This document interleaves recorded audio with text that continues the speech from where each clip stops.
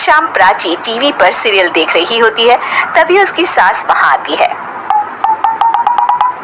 अरे सीरियल में तो ऐसे मग्न है जैसे आज रात का खाना पड़ोसी आकर बनाएंगे। मुझे पता ही नहीं था आपने अपने बेटे की शादी पड़ोस में भी की हुई है। मतलब? मतलब इस घर में सारा काम बहू ही करती है, आप तो सिर्फ खर्राटे मारती हैं। अच्छा जी, फिलहाल तो तुम आराम फरमा रही हो, चलो जाओ, ये मेरे टीवी देखने का समय है। हाँ, इसीलिए मुझे भगाया जा रहा है। सॉरी, अब तो बिल्कुल नहीं जाऊंगी। प्राची की इस बात पर दोनों सास बहू के बीच टीवी रिमोट के पीछे बच्चों जैसे छीना झपटी शुरू हो जाती है, जिसके बीच श्लोक भी काम से घर वापस आ जाता है। हाँ, आज मेरी चूहे बिल्ली की जोड़ी किस बात पर झगड़ रही है? अरे तेरी बीवी मुझे टीवी नहीं देखने दे रही। अरे तुम्हारी मम्मी मुझे खाना बनाने के लिए फोर्स कर रही है।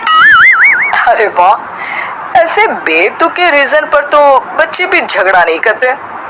अरे मुझे कुछ मत बोल, सब इसने ही शुरू किया है। हाँ हाँ, जैसे आप तो बहुत दूध की धूली है ना। अरे बस दोनों चुप। प्राची जाओ, खाने की तैयारी करो। और माँ तुम छोड़ो, तुम्हें क्या बोलूं, शांति से अपना सीरियल देखो, मुझे दोबारा लड़ने की आवाज सुनाई नहीं देनी चाहिए। ऐसा बोलकर श्लोक वहां से चला जाता है, जिसके पीछे पीछे प्राची भी कुछ न कुछ बड़बड़ाते हुए रसोई में चली जाती है। हाँ हाँ, सासू जी को तो कुछ बोलेंगे ही नहीं, बस मुझ पर ही हुक्म चलता है, खाना बनाओ, जैसे मैं इनके घर में खाना बनाने के लिए आई हूँ। इसी तरह शाम बीतती है और रात को श्लोक और प्राची की सास खाना खाकर सोने चले जाते हैं, लेकिन प्राची गुस्से में कुछ खाए बिना काम में ही लगी रहती है। इस घर में किसी को घंटा फिक्र नहीं पड़ता, मैं खाऊं या भूखी रहूं। प्राची कुछ देर के लिए रसोई से बाहर जाती है और जैसे ही वापस आती है तो वहां दूध का भरा ग्लास देखकर हैरान रह जाती है। फिक्र पूरी है, बस दिखाना नहीं है। प्राची दूध पीकर सोने चली जाती है और अगली सुबह एक बार फिर सास बहू का कार्टून नेटवर्क स्टार्ट हो जाता है। ये तुमने ही किया है। अरे अजीब जबरदस्ती है, मैं बोल रही हूँ मैंने कुछ नहीं किया। दोनों ने मिलकर पूरे घर को पागल खाना बनाया हुआ है। यहाँ कोई नॉर्मल इंसान तो रह ही नहीं सकता, इसीलिए अब पड़ोसी क्या रिश्तेदार भी घर आने से कतराते हैं। और सुन बेटे, तू भी चंगा, तेरी माँ भी चंगी, तेरी बीवी भी चंगी, रिश्तेदार। हाँ जी, आपको नहीं पता क्या, गंगाधर ही शक्तिमान है, रिश्तेदार ही। हाँ हाँ, बस समझ गया। कभी जानवरों जैसे लड़ेंगी तो कभी जुगलबंदी करेंगी। भाई मैं आप दोनों के बीच में नहीं फंसना चाहता। सास बहू की इस मनमौजी जोड़ी से परेशान होकर श्लोक अपना सिर खुजलाता वहां से चला जाता है।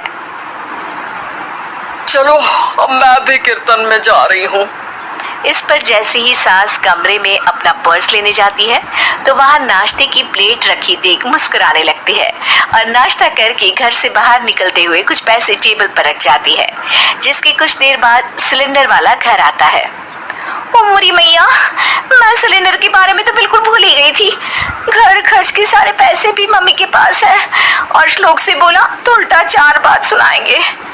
प्राची ये सोच ही रही होती है कि अचानक उसका चेहरा चमक उठता है और वो घर में आकर इधर उधर देखने लगती है। तभी उसकी नजर टेबल पर रखे पैसों पर पड़ती है, जिन्हें वो सिलेंडर वाले को दे देती है। ये सब श्लोक देख लेता है। अच्छा बेटे, इतना बड़ा घोटाला, सबके सामने मैं तेरी दुश्मन और पीठ पीछे तेरी मेरी यारी। इस पर श्लोक एक प्लान बनाता है और शाम को सब एक साथ बैठे होने पर बोलने लगता है। माँ, तुम दोनों की बहुत लड़ाई होती है, इसलिए मैं सोच रहा हूँ कि प्राची को उसके घर छोड़ाऊं, इससे वो भी खुश रहेगी और तुम भी। अचानक श्लोक की ये बात सुनकर सास बहू शौक से उसकी तरफ देखती है।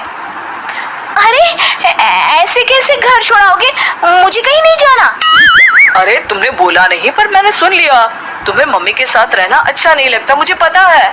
अरे वो अरे, जब बहू खुद कुछ काम बोले तो वो तुझे सुनता नहीं, और अब जो इसने बोला ही नहीं वो तू समझ गया।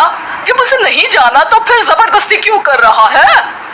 अच्छा, फिर आपको मौसी के घर छोड़ाता हूँ, बस अब आप दोनों एक घर में एक छत के नीचे नहीं रह सकती।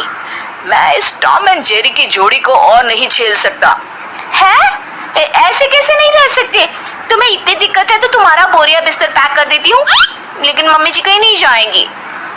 बिल्कुल यही सुनना था मुझे। अगर दोनों में इतना ही प्यार है फिर हर वक्त ये लड़ाई का नाटक क्यों करती हो? देखा मैंने कैसे माँ किचन में दूध रखती है और तुम उनके लिए कमरे में नाश्ता रखती हो, और कैसे वो पहले ही तुम्हारी दिक्कत समझकर घर में पैसे रखकर बाहर जाती है। अरे भाई, इतना ड्रामा तो डेली सोप में भी नहीं होता जितना तुम दोनों ने इस घर में फैलाया हुआ है। तू हमें टॉम एंड जेरी बोलता है ना, तो याद कर वो दोनों भी एक दूसरे को बाहर वालों की बुरी नजर से बचाने के लिए हमेशा सबके सामने लड़ते थे, लेकिन अकेले में दिक्कत के समय मदद भी तो करते थे। बस हमारा रिश्ता भी कुछ ऐसा ही है। और वैसे भी अगर सास बहू में तू मैं नहीं होती तो दुनिया वालों को कहानियां कैसे मिलेंगी?